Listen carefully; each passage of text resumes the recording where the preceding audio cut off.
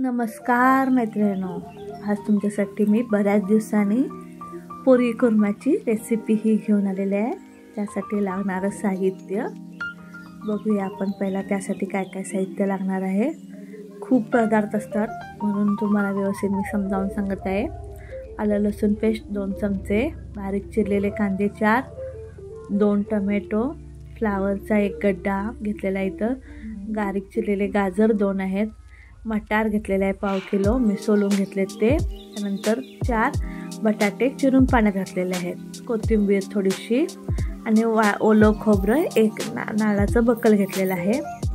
त्यानंतर तमालपत्र, दालचिनी, लवंगा आणि वेलदोडा 1 घेतलेला आहे, मसाला वेलदोडा 2 चमचे खसखस घेतलेला आहे। मसाल्यामध्ये आपण धने जिरे मसाला, गरम मसाला, कांदा लसूण मसाला आणि लाल तिखट असे घेतलेलं आहे आणि काजू पण तुम्ही यामध्ये घालू शकता, काजू पण असेल तर फार उत्तम। त्यानंतर चवीनुसार मीठ घेतलेलं आहे। तर आता आपण सर्वप्रथम इथे पाण्यामध्ये थोडंसं मीठ घालायचं आहे। मी थोडं एक अर्ध पातेलं घेतलेलं आहे पाणी। त्यानंतर आपण त्यामध्ये फ्लावर चिरून धुवून चिरलेला घातलेला आहे, त्यामध्ये गाजर, बटाटा,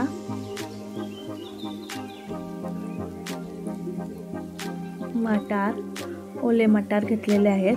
जर मटार अवेलेबल नसतील, साधे वाटाणे आधी 1-4 तास भिजत ठेवायचं आहे आणि मग त्यामध्ये घातलं तरी तुम्ही चालेल। तर आता आपण हे सगळं काय करायचं आहे, आपण गॅसवर ठेवून पाण्यामध्ये 10 ते 15 मिनटं छानपैकी अर्ध शिवून घ्यायचं आहे। पूर्ण शिजायचं नाही आहे, अगदी गिर करायचं नाही आहे। त्यानंतर मी तर मिक्सरच्या भांड्यामध्ये खोबरं, कोथिंबीर आणि खसखस घातलेला आहे। तर आपण याचं वाटण केलेलं आहे आणि इथं तेल कढईमध्ये तापत ठेवलं होतं, तेल तापले, मोहरी घातलेली आहे त्यामध्ये, तापले का बघण्यासाठी। तर आता आपण तमालपत्र, सर्व खडे मसाले घातलेले आहेत आणि त्यानंतर बारीक चिरलेला कांदा घातलेला आहे। आता आपण हे छान अगदी परतून घ्यायचं आहे। इथं गडबड करायची नाही आहे, तेलामध्ये कांदा चांगला छान तळला गेला पाहिजे। त्यानंतर इथं आलं लसूण पेस्ट पण आपण याच्यामध्ये घालून घ्यायची आहे। तर आता इथं आपलं हे शिजून झालेलं आहे। आता यामध्ये मी आलं लसूण पेस्ट पण घालत आहे। इथं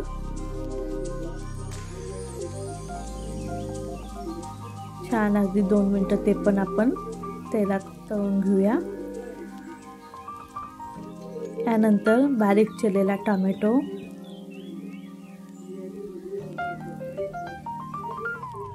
या वेळेमध्ये आपण इथलं जे वाटण काय काय आपण वाटून घेतलेलं आहे ते दाखवते तुम्हाला मी इथं।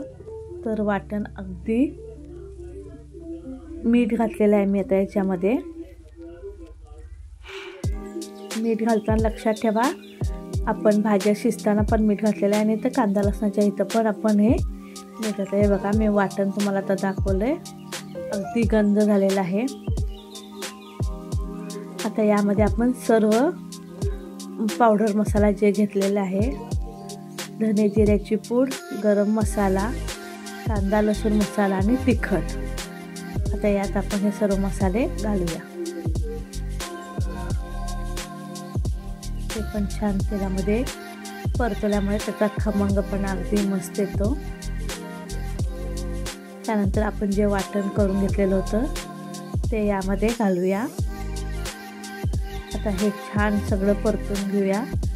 आता हे 5 मिनटं आपण असंच ठेवायचं आहे, याला तेल सुटत तोपर्यंत आपण हे परताय। आता बघत असाल तुम्ही की याला कलर हिरवट असा फेंट कलर आहे, पण शिजल्यानंतर हे बघा अगदी लालसर कलर आलेला आहे आणि ह्याला तेलसुद्धा सुटलेलं आहे, दिसत असेल तुम्हाला सर्व तेल सुटलेलं पदार्थांना। आता आपण याच्यामध्ये जे मसाला आपण जे आहे घेतलेला त्यामध्येच आपण ते भाज्या शिजून घेतलेल्या सर्व त्याच्यात घातले आहेत। तेच पाणी वापरायचं आहे, परत दुसरं पाणी वापरायची गरज नाही। ठेवताना जरा जास्त ठेवलं असल्यामुळे त्याच पाण्याचा उपयोग होतो आपल्याला।